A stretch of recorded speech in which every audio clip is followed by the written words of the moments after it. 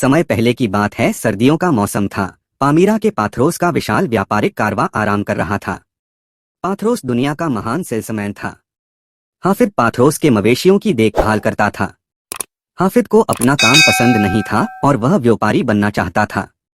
पाथरोस ने हाफिद को समझाया कि व्यापारी का काम कठिन है, लेकिन हाफिद अपनी बात पर डटा रहा और कहा, मैंने आपके मुंह से यह कई बार सुना है कि किसी और बिजनेस में अमीर बनने की इतनी संभावना नहीं है जितनी कि सेल्समैनशिप में। इसमें गरीबी से अमीरी का सफर चुटकियों में तय किया जा सकता है।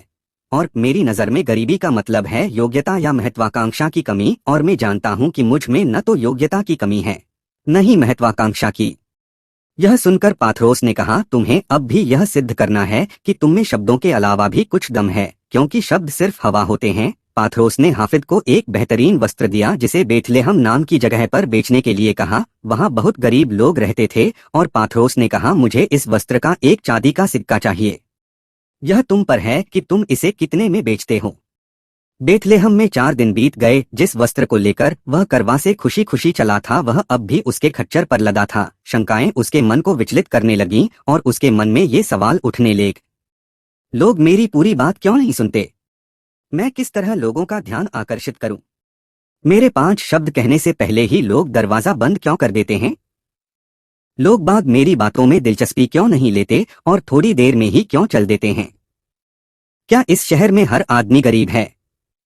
मैं उनकी इस बात का क्या जवाब दूं कि माल तो उन्हें बहुत पसंद है, परंतु इसे खरीदने के लिए उनके पास पैसे नहीं हैं। इतने सारे लोग मुझसे यह क्यों कहते हैं कि मैं बाद में किसी और समय अपना माल बेचने आऊं?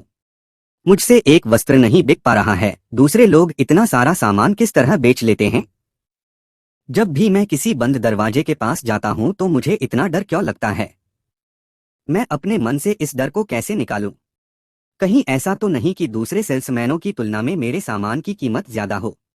उसने अपनी असफलता पर अफसोस जाहिर करते हुए कहा, कल मैं इस वस्त्र को जरूर बेचूंगा। कल जल्दी सुबह बेचना शुरू करूंगा और हर आने जाने वालों से बात करूंगा और कुछ ही समय में चांदी के सिक्के के साथ पाथरोस के कारवां की ओर रवाना हो जाऊंगा। फिर वह गुफा की तरफ चल दिया जहां उसका खच्चर था। हाफिद ने देखा कि गुफा में एक दाढ़ी वाला आदमी और एक युवा महिला और उनका नवजात शिशु सर्दी में कांप रहे हैं।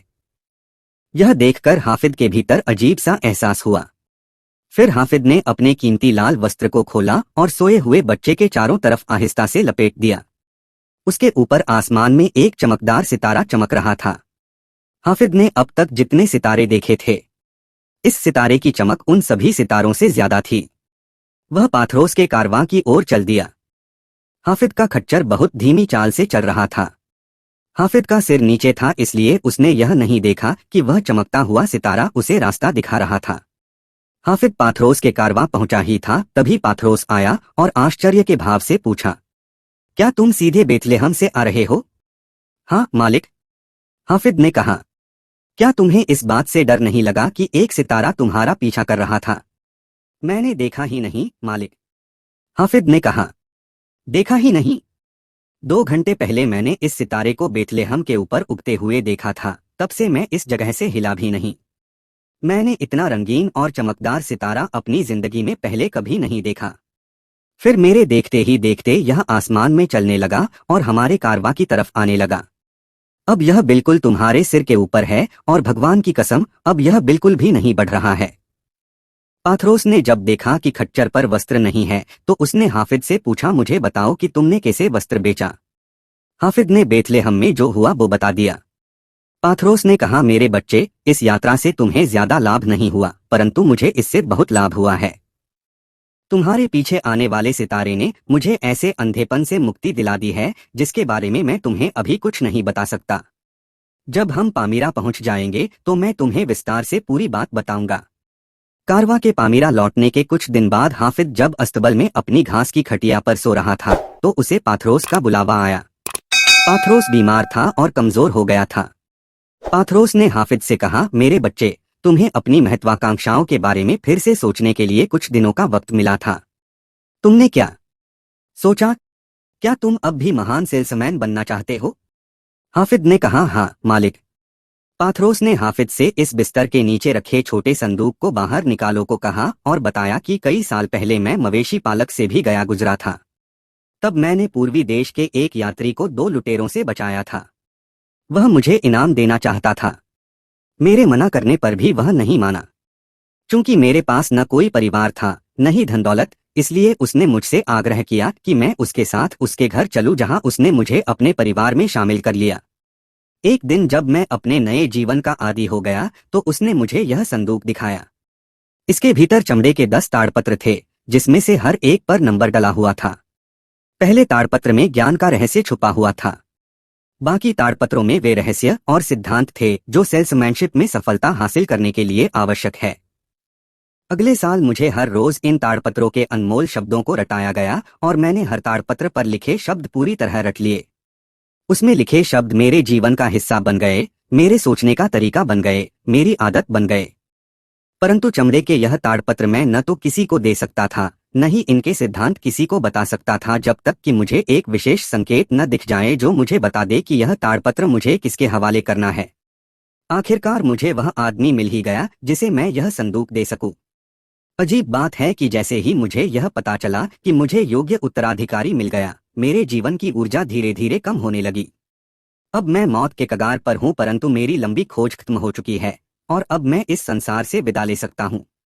जब तुम इन ताड़पत्रों के सिद्धांतों को जीवन में उतारोगे तो तुम इतने अमीर बन जाओगे जिसका तुम सपने में भी अंदाजा नहीं लगा सकते। मेरी शर्त यह है कि तुम अपनी आधी कमाई जरूरतमंदों और बदनसीबों में बांट दोगे। इसमें किसी तरह की कमी नहीं होना चाहिए। मंजूर? हाँ मालिक, हाफिज ने कहा।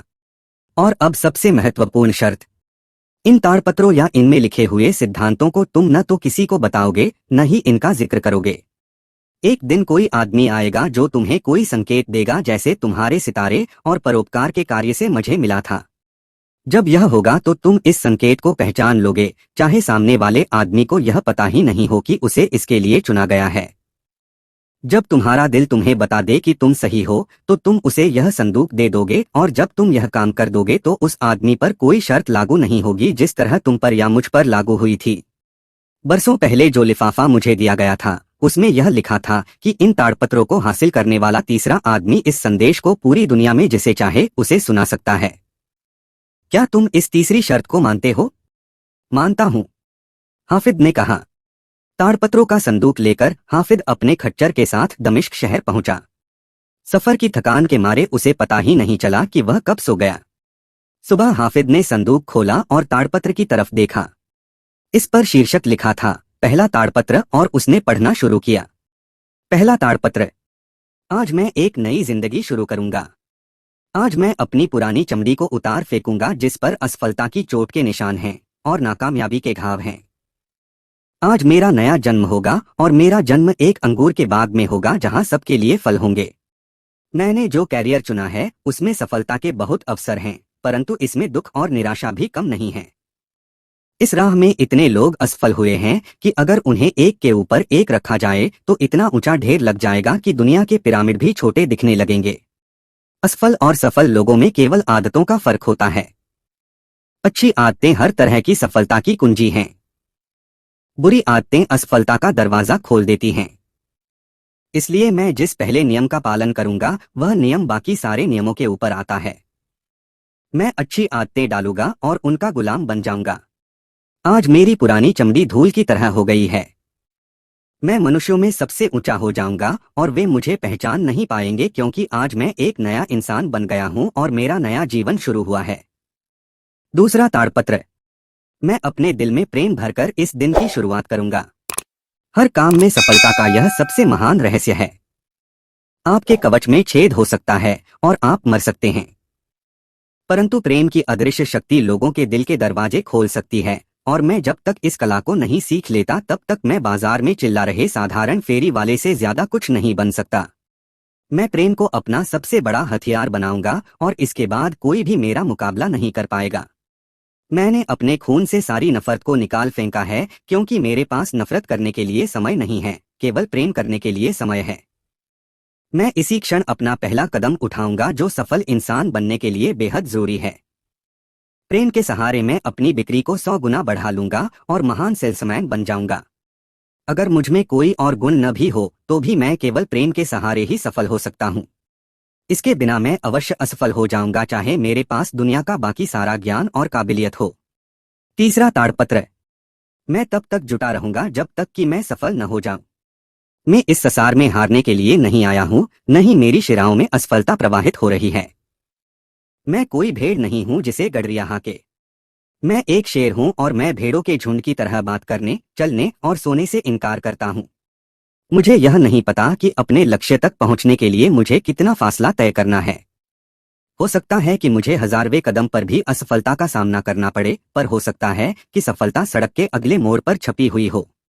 मैं उस बारिश की बूंद की तरह बनूंगा जो पहाड़ को धो देती है, उस चींटी की तरह जो शेर को चट कर जाती है, उस सितारे की तरह जो धरती को रोशन करता है, उस कारीगर की तरह जो पिरामिड बनाता है। मैं अपने महल को एक बार में एक एक ईंट करके बनाऊंगा, क्योंकि मैं जानता हूं कि अगर छोटे छोटे प्रयास लगातार किए जाएं तो इंसान निश्चित रूप से सफल होता है। जब तक मेरे शरीर में सांस है, तब तक मैं अपने लक्ष्य को हासिल करने में जुटा रहूंगा, क्योंकि अब मैं सफलता के महानतम रहस्य को जान गया हूं। अगर मैं लंबे समय तक जुटा रहूंगा तो मैं निश्चित रूप से सफल हो जाऊंगा। चौथा ताड़पत्र। मैं प्रकृति का सबसे महान चमत्कार हूं। दुनिया शुरू होने के बाद से आज तक कोई भी इंसान ऐसा नहीं हुआ जिसके पास मेरे जैसा दिमाग, दिल, आंखें, कान, हाथ, बाल और मुंह हो। न तो आज से पहले कोई मेरे जैसा हुआ है, न आज कोई ऐसा है, और न ही आगे आने वाले कल में कोई ऐसा होगा जो बिल्कुल मेरी तरह चलता, बोलता और सोचता होगा। सभी मनुष्य मेरे भाई हैं, परंतु मैं उन सबसे अलग हूँ। मैं विधाता की अद्भुत कृति हूँ। मेरी काबिलियत, मेरा मस्तिष्क, मेरा हृदय और मेरा शरीर, अगर मैं उनका सही उपयोग नहीं करूंगा तो यह सभी रुक जाएंगे, सड़ जाएंगे और मर जाएंगे। मुझ में असीमित क्षमता है। गुजरे हुए कल की उपलब्धियों से मैं आज 100 गुना सफलता हासिल कर सकता हूं, और मैं आज से यही करूंगा। पांचवा ताड़पत्र। मैं यह दिन इस तरह जीऊंगा जैसे यह मेरा आखिरी दिन हो। मैं कल के दुर्भाग्यों, कल की पराजयों, कल की निराशाओं के बारे में अफसोस करने में एक भी क्षण बर्बाद नहीं करूंगा, क्योंकि मैं बुरे के साथ अच्छे समय को भी बाहर क्यों फेंक दूं। कल हमेशा के लिए दफन हो चुका है और मैं उसके बारे में जरा भी नहीं सोचूंगा। मैं सुबह का स्वागत इतना खुश होकर करूंगा जिस तरह वह कैदी करता है जिसकी मौत की सजा माफ कर दी गई हो। मुझे यह अतिरिक्त दिन जीने के लिए क्यों दिया गया है, जबकि मुझसे बेहतर कई लोग इस दुनिया से उठा लिए गए हैं। क्या मुझे अपना लक्ष्य हासिल करना है? क्या यह मेरे लिए एक और अवसर है ताकि मैं वह बन सकूं जो बनने की क्षमता मुझ में है? क्या प्रकृति का कोई लक्ष्य है? क्या आज के दिन में कल से बेहतर हो सकता हूं? मैं पहले से ज्यादा मेहनत करूंगा और अपनी मांसपेशियों से इतनी मेहनत करवाऊंगा कि वे दया की भीख मांगने लगें, और मैं इसके बाद भी कोशिश करता रहूंगा। मैं पहले से ज्यादा लोगों को अपना सामान बेचूंगा। मैं पहले से ज्यादा धन कमाऊंगा। आज का एक एक मिनट मेरे लिए गुजरे हुए कल के कई घंटों से ज्यादा फायदेमंद होगा। मेरा आखिरी दिन मेरा सर्वश्रेष्ठ दिन होना चाहिए। छठवां ताड़पत्र। आज मैं अपनी भावनाओं को काबू में रखूंगा। मैं अपनी इन भावनाओं को किस तरह काबू में रखूं ताकि मेरा दिन सार्थक हो, क्योंकि जब तक मेरी मनोदशा ठीक नहीं होगी मेरा दिन सफल नहीं हो सकता। वह कमजोर है जो अपने विचारों को अपने कार्यों पर हावी होने देता है, वह मजबूत है जो अपने कार्यों को अपने विचारों पर हावी होने के लिए मजबूर करता है। अगर मैं बारिश, अंधेरा, उदासी और निराशा लेकर अपने ग्राहकों के पास जाऊंगा तो वे भी बारिश, अंधेरे, उदासी और निराशा की प्रतिक्रिया देंगे और वे मुझसे कुछ भी नहीं खरीदेंगे। परंतु अगर मैं खुशी, उत्साह, रोशनी और हंसी लेकर अपने ग्राहकों के पास जाऊंगा तो वे भी खुशी, उत्साह, रोशनी और हंसी से भर जाएंगे, और मेरे अंदरूनी मौसम की वजह से मुझे बिक्री की फसल मिलेगी और मेरे खलिहान में सोना बरसने लगेगा। अगर मैं निराश हूं तो मैं गाऊंगा। अगर मैं दुखी हूं तो मैं हंसूंगा। अगर मैं बीमार हूं तो मैं दूना काम करूंगा। अगर मुझे डर लगता है तो मैं तेजी से आगे बढ़ जाऊंगा।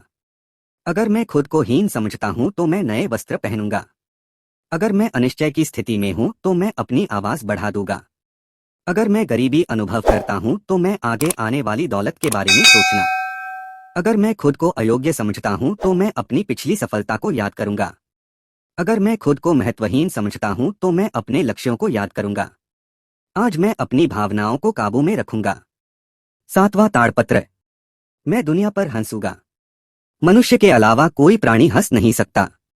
पेड़ों को जब घाव लगते हैं तो उनमें से खून निकल सकता है। जानवर दर्द और भूख के मारे कराह सकते हैं, परंतु केवल मुझे ही हंसने का उपहार दिया गया है। आगे से मैं हंसने की आदत डालूंगा। अगर मैं किसी आदमी या काम से चिढ़ जाता हूँ, अगर मेरी आंखों में आंसू आ जाते हैं, अगर मेरे मुंह से गाली निकल जाती है, तो फिर मैं दुनिया पर कैसे हंस सकता हूँ। मैं उन 4 शब्दों को बोलने की आदत डालूंगा जब तक कि इन्हें बोलना मेरी आदत न बन जाए। जब भी मेरी मनोदशा खराब होने वाली होगी, यह शब्द तत्काल मेरे दिमाग में आ जाएंगे। सदियों से सिखाए जा रहे यह शब्द मुझे हर मुश्किल के पार लगा देंगे और मेरी जिंदगी को सहज बनाए रखेंगे। यह 4 शब्द हैं, यह भी गुजर जाएगा। 8वां ताड़पत्र। आज मैं अपने जीवन का मूल्य 100 गुना बढ़ाऊंगा। शहतूत की पत्ती इंसान की प्रतिभा के स्पर्श से रेशम बन जाती है। मिट्टी का मैदान इंसान की प्रतिभा के स्पर्श से महल बन जाता है। साइप्रस का पेड़ इंसान की प्रतिभा के स्पर्श से तीर्थस्थान बन जाता है। भेड़ के बाल इंसान की प्रतिभा के स्पर्श से राजा की पोशाक बन जाते हैं।